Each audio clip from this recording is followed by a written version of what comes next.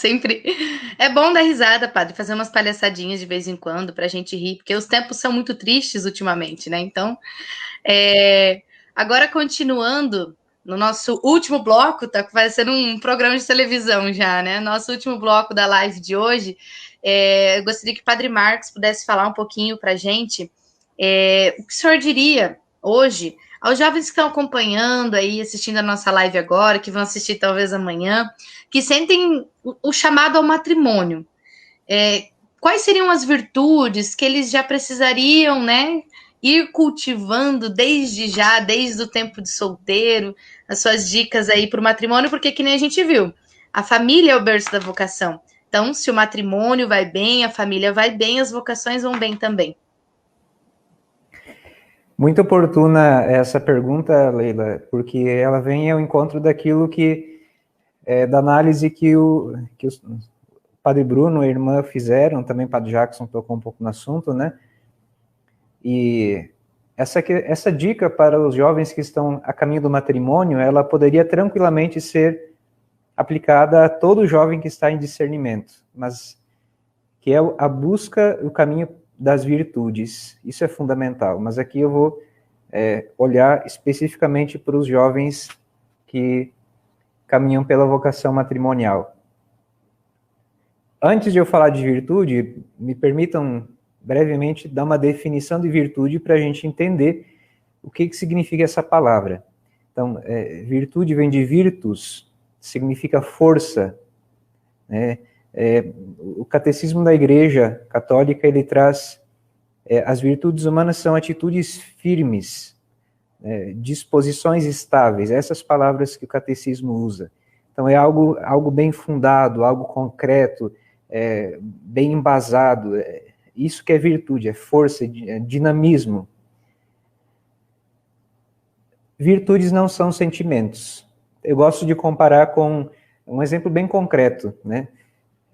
As grandes, eu não sou engenheiro, né? Mas assim, nas grandes construções, toda vez antes de iniciar a construção, se colocam as estacas, né? As estacas, elas são fincadas na terra. Tem aqueles bate-estacas, né? Que vai forçando a estaca a afundar na terra, e em cima das estacas são erguidos os pilares da construção, né? Os pilares não são os fundamentos. Abaixo dos pilares tem algo que é mais sólido, mais firme. Essas estacas é como se fossem as virtudes. Então não é algo volúvel, não é algo instável, não, é algo firme, duradouro. Nós também na nossa vida precisamos ter as virtudes que não são sentimentos, que não são também nossos temperamentos, porque os temperamentos, nós nascemos com o nosso temperamento, e não são sentimentos, não são esses dois extremos, né? A virtude está no meio desses dois. A virtude é algo firme, mas que deve ser construído na minha vida. Eu dou aqui 2 exemplos rápidos, né? Por exemplo, um homem que é fiel, que é um bom amigo, mas extremamente apegado às coisas. Falta a ele a virtude, né, a virtude do desapego, do desprendimento de si. Ou, por exemplo, a mulher que é muito dócil, uma pessoa de fé, mas que não persevera nos projetos de vida, que começa e não termina. Falta perseverança, falta a virtude da perseverança. Veja que não é uma atitude, não é um sentimento, não, é um modo de se colocar diante da vida. Ou, vamos aqui para, né, um jovem que está buscando fazer o Enem, né? Um jovem inteligente, né, olha para o seu futuro, mas não é disciplinado nos estudos. Ele pode ter a maior inteligência do mundo, mas se ele não tiver ordem, né, se não for organizado, se ele não tiver a virtude da renúncia de certos lazeres para estudar, ter foco, ele não consegue. Então, na preparação para o matrimônio, aí eu entro na minha resposta, nós também precisamos, o jovem precisa de ter virtudes, né, essas disposições firmes da alma, para encarar um namoro, né? E aqui, uma coisa que eu sempre repito, às vezes eu falo para os jovens aqui também, Um namoro bem vivido não é uma garantia 100% de um matrimônio, né, maravilhoso. Quando eu digo que matrimônio maravilhoso não é um matrimônio sem crise, é um matrimônio, né, fiel, enfim, que ambos buscam o céu para os dois. Um namoro bem vivido não nos dá garantia certa 100% do futuro, mas ele coloca bases fundamentais para um matrimônio acontecer e enfrentar tempestades e turbulências futuras. Então, primeira coisa, né, a virtude da amizade. É fundamental que o jovem, antes de entrar num namoro também, ele saiba o que é amizade, qual que é o valor de uma amizade. Amizade que é fundada na concórdia, no bem-querer, no respeito, na fé. Não é aquela amizade de você possuir o outro, não é aquela amizade de você não... Sabe aquela amizade pegajosa, às vezes, que exprime mais as nossas carências do que o nosso amor verdadeiro pelo outro. Não, é uma amizade na fé. Dois amigos olham para o mesmo lugar, devem olhar para Deus, caminhar juntos. Então, é fundamental aprender a ser amigo. É algo que nós precisamos, extremamente necessário no dia de hoje, nos dias de hoje. Segundo, a virtude da temperança. Bom, a temperança ela tem a ver com instintos naturais que nós temos. Todo ser humano, ele busca a sobrevivência de si e da espécie. Então, a alimentação e a relação para a procriação, a relação sexual. São dois instintos naturais do ser humano que precisam ser temperados, né? A palavra é essa. Poderíamos traduzir por equilibrados, por bem vividos. Então, quando se desvirtua, né, quando o pecado desvirtua esses instintos naturais, eles geram vícios. Então, ligado à alimentação, que é o instinto básico de todo ser humano, a gula. Ligado ao sexo, a relação que procria, né, a espécie, a luxúria. Então, o alimento, o sustento de si, a relação sexual, a perpetuação da espécie.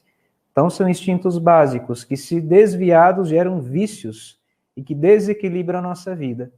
Então, por isso é necessária a virtude da temperança, é você equilibrar.